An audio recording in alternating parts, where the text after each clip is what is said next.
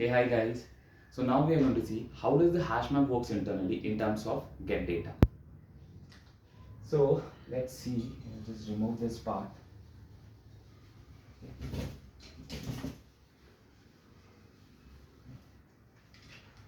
So we'll perform the get operation and see how does the hash map work internally in terms of getting the data. So now suppose we have to get this data. So we will call map.get. It will take the key, that is. Again the same operation would be performed by JVM internally. It will give this key hash code method.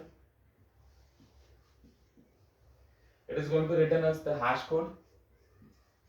Let's assume this is the hash code. Further moving to the formula, hash code and n minus 1. N is nothing but the size of a hash map, and it will return us the index number 2. So same get method, we are calling this key ABC. It will give to the hash code. It will return us the hash code following the same formula, and then we will get this index number. So then it will go over here. It will check either this key and this key is same. Both are same. Then it will going to return us the whole data. ABC and 10. So this is how hashmap works internally in terms of get data. Second, we are going to see how does the hashmap works when two data are stored in the same index. So as we know, both the key XYZ and JKL returns the same hash code. The reason hash collision occurred and the data has been stored at the same index. So if I want to get this data JKL, so how it will work? So simply we will write over here the name of the key, which data we want to retrieve. Again JVM will perform the same operation. It will pass this JKL over here internally to the hash code. Hash code will then return